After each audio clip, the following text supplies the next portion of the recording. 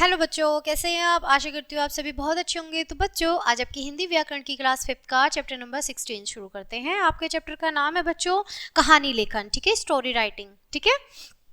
चलिए पाठ को शुरू करते हैं। और कहानी लेखन यानी कि इसमें बहुत सारी कहानियां हैं और कहानियां हमें पसंद है, बहुत मज़ेदार होती हैं। चलिए पाठ को शुरू करते हैं। कहानी कहने सुनने की परंपरा बहुत पुरानी है, यानी पहले टाइम में भी हम क्या करते थे, अपनी दादी नानी से हम कहानियां सुनते थे। तो सुनने की जो परंपरा है वो बहुत पुरानी है। कहानी का आनंद पढ़कर भी उठाया जा सकता है और कहानी लेखन एक कला है। आगे कुछ कहानियां दी जा रही हैं, इन्हें पढ़कर स्वयं भी कहानी लेखन का अभ्यास कीजिए। स्वयं भी हम खुद कहानी लेखन का अभ्यास करेंगे कि कहानियां कैसी होती हैं। चलिए, सबसे पहली कहानी है हमारी नगर का व्यापारी गधा, ठीक है। नगर का व्यापारी और गधा। किसी गांव में एक व्यक्ति नामक एक व्यापार किया करता था। वह अपने गधे पर बहुत अधिक नमक लादकर इधर उधर के गांवों में ले जाता था। मार्ग में एक नाला पड़ता था। एक दिन एकाएक गधे का पांव फिसल गया, वह नाले में जा गिरा। जब वह उठा तो उसे अनुभव हुआ कि भार बहुत हल्का हो गया है। उसे बहुत प्रसन्नता हुई।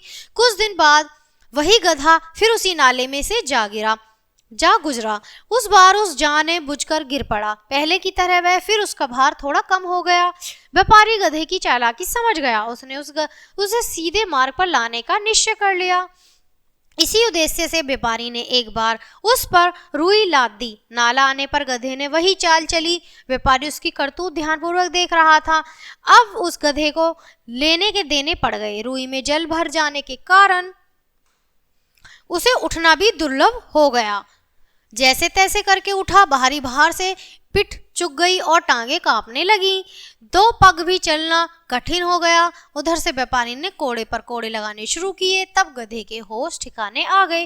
उसके पश्चात उसने धूर्तता कभी नहीं की। उसके पश्चात उसने इस तरह की जो गलत चीज थी उसने कभी नहीं की। शिक्षा, अधिक चालाक न बनो अथवा धूर्तता बुरी नीति होती है। तो बच्चों, आपने सीखा ना, चालाक नहीं बनना चाहिए। अगली कहानी है हमारी कबूतर और मधुमक्खी। चलिए इस कहानी को शुरू करते हैं। एक बार एक प्यासी मधुमक्खी पानी पीने के लिए नदी के तट पर गई। जब वह पानी पी रही थी तब एकाएक एक पानी की प्रबल लहरों में बह गई। यानी वो जब पानी पी रही थी तो जो पानी की लहरें थी वो उसी में ही बह गई।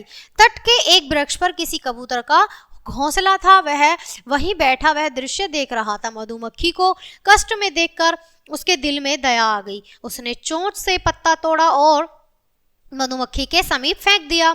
जब मधुमक्खी उस पर बैठ गई तब पत्ते को चोंच में पकड़कर कबूतर ने भूमि पर डाल दिया। मधुमक्खी के प्राण तो बच गए। उसने ईश्वर और कबूतर को धन्यवाद दिया। कुछ दिन बाद एक शिकारी कंधे पर बंदूक रखे उसी वृक्ष के पास जा पहुंचा। उसने कबूतर को वृक्ष पर देखकर उसे लक्ष्य बनाना चाहा।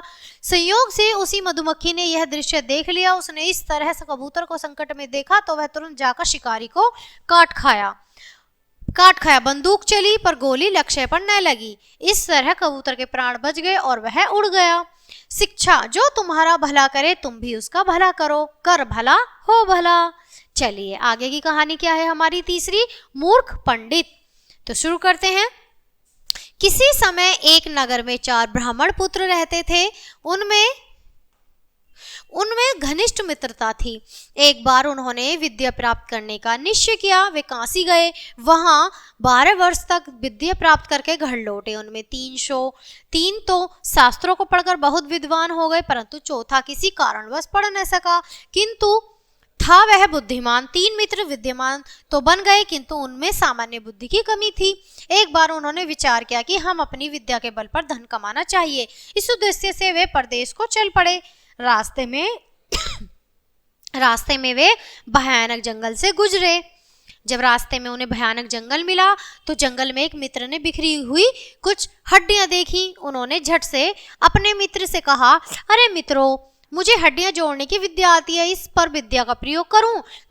तो दूसरे मित्र ने प्रसन्न होकर कहा, हाँ, मैं इसमें मांस और रक्त डालूंगा। तीसरा बोला, मैं इसमें प्राण डाल दूंगा। चौथा बुद्धिमान किंतु विद्या से शून्य मित्र बोला, अरे रुक जाओ, ये हड्डियां शेर की हैं, इसमें प्राण डालोगे तो यह शेर बन जाएगा और हम सबको खा जाएगा। तीसरा मित्र खींच उठा। वह कहने लगा, हमने इतनी विद्या पढ़ी है, क्या यह बेकार जाएगी? हमें अपनी विद्या का प्रयोग अवश्य करना चाहिए। तब चौथे बुद्धिमान मित्र ने कहा, अच्छा भैया, मुझे इस वृक्ष पर चढ़ लेने दो, फिर जैसा चाहो वैसा कर लेना। वह वृक्ष पर चढ़ गया। सबने अपनी अपनी विद्या का प्रयोग किया। एक ने ढांचा बनाया, दूसरे ने रक्त मांस डाला और तीसरे ने प्राण। अब तो शेर जीवित हो गया, उसने तीनों को खा लिया। शेर के चले जाने पर बुद्धिमान ब्राह्मण पुत्र वृक्ष से उतरकर घर को चला गया। तो बच्चों, इससे हमें क्या शिक्षा मिलती है कहानी से? कि संसार में बुद्धि बड़ी है, विद्या नहीं। बुद्धि रहित बड़े बड़े विद्वान भी दुख भोगते हैं। चलिए, अगली कहानी है हमारी ईमानदार बालक।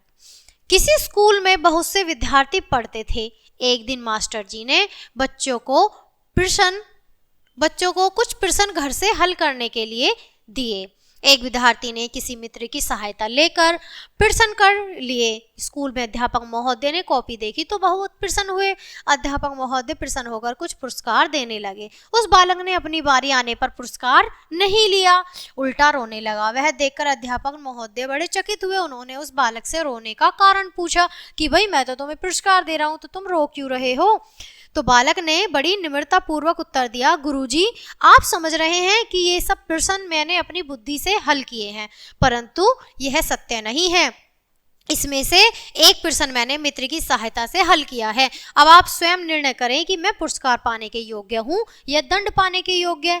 यह सुनकर अध्यापक महोदय बहुत प्रसन्न हुए और उन्होंने पुरस्कार देते हुए कहा, बेटे, यह पुरस्कार मैं तुम्हें तुम्हारी सच्चाई और ईमानदारी के लिए देता हूँ। शिष्य का हृदय गदगद हो गया। बच्चों, जानते हो यह बालक कौन था? यह बालक गोपाल कृष्ण गोखले थे। तो इनसे हमें क्या शिक्षा मिलती है? कि शिक्षा, सच्चे और ईमानदार बनो। सच्चाई व्यक्ति को कुंदन सोना बना देती है। जो सच्चाई है वह व्यक्ति को सोना बना देती है बच्चों। तो बच्चों, ये था आपका कहानी लेखन। मैं आशा करती हूँ आपको कहानियाँ बहुत अच्छे से लगी होंगी, बहुत अच्छे समझ में आई होंगी। चलिए, पाठ को खत्म करते हैं। मिलते हैं आपसे अगले पाठ में। तब तक के लिए बाय। Thanks for watching.